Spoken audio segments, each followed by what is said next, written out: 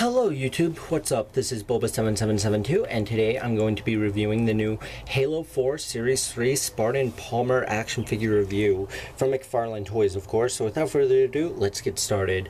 So I absolutely love this figure so far just by looking at her. About a year ago to the day actually, I went out and got an orange Scout Trooper from the Halo 4 line and painted him silver so that he would pretty much just look exactly like Palmer. I could have my own Palmer figure since they had not announced a Palmer figure at the time. So it was about a year ago that this figure wasn't even heard of to have been coming out. But right now I am super excited that they actually came out with her.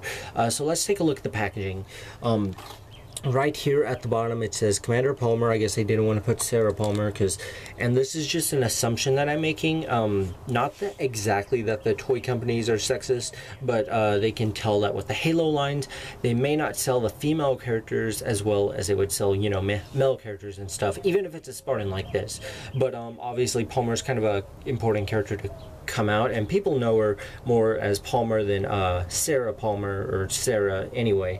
So I guess that they were like, okay, well, if we put Sarah, then some kid who's walking by may be like, oh, it's a girl, I don't want it, blah blah blah, may sell a few less Palmers. That's just my guess. So that is why Commander Palmer is there instead of Sarah Palmer. Really odd, which they made this mistake in game 2, but Spartans aren't supposed to have ranks, so it's, I guess, a discrepancy, maybe? I don't know if that's the right word, but a discrepancy that started in game and carried over to the figure.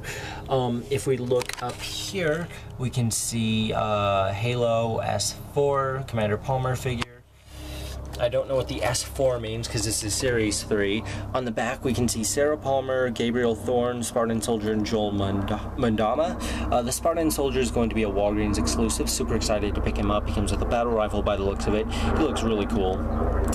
And then we have all this stuff, blah blah blah. It looks like they took a lesson from the Walking Dead figures and actually started to do it sideways, which I will admit that I really like that they do that. So yeah, now let's open this bad girl up and see what she's made of. So here she is, guys, Sarah Palmer, and turns out she is made of plastic. Love making that joke. So she's a really cool figure so far. Her paint applications are by far my favorite feature of her. They are very complex, and I realized this because of how difficult it was to try to customize the orange Scout Trooper that I got about a year ago. But this figure is just so nice looking. It looks so much like Palmer. It's not just a flat coat of gray paint, which or silver paint, or whatever color she wears, which you may expect. And you know, if they had put that, I guess that as long as it looked good, it wouldn't have really bugged me. But how they went above and beyond to actually make this figure, I guess the paint applications more complex, is just amazing. And if you don't know what I mean, if we just kind of look closer here, it's not just like a solid gray or silver color. Like, you can see all the black lines from the detail, and there's like wear and tear on the armor. There's a little bit of, it looks like sparklingness stuff. I don't think it sparkles. I have no clue. But there's just all these different complex designs in her armor, whether they be sculpted in or painted in, and I think it looks really nice. The helmet looks a bit, I guess, not as complex as compared to her chest armor and the armor on her back, but for the most part it's really good. I really love this figure. The articulation on her is a ball jointed head that rotates around 360 degrees, shoulders rotate around 360 degrees and move outward, elbows rotate around 360 degrees and move forward, hands rotate around 360 degrees at the wrist. It's a double ball joint, so it does it twice. Her waist rotates around 360 degrees. Her legs rotate around 360 degrees. Her knees rotate backwards and around 360 degrees. Her ankles rotate around 360 degrees, and her toes rotate around 360 degrees.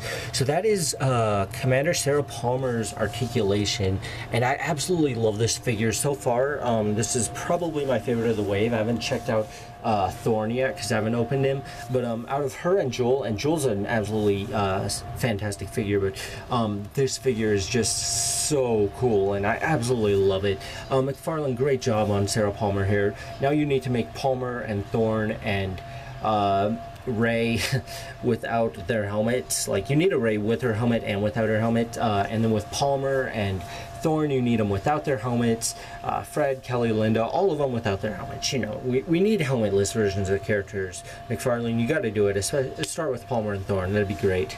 But yeah, all kind of joking aside, I doubt we'll ever see that because, you know, I don't want to say human figures, but the not fully bodied armor figures, usually I would assume that they just don't sell as well, which is why we don't have as many. But this is still a really cool figure. I absolutely love her. I'm going to give it a 5 out of 5. She's just amazing. She's a great addition to any Halo fans collection, especially if you're a fan of the comic series or any of the games that she stars in, or just any of that. But that is pretty much it with my review. I won't ramble for hours on end about how much I love this figure. So that's pretty much it. Thank you for watching, and until next time, Boba7772 out.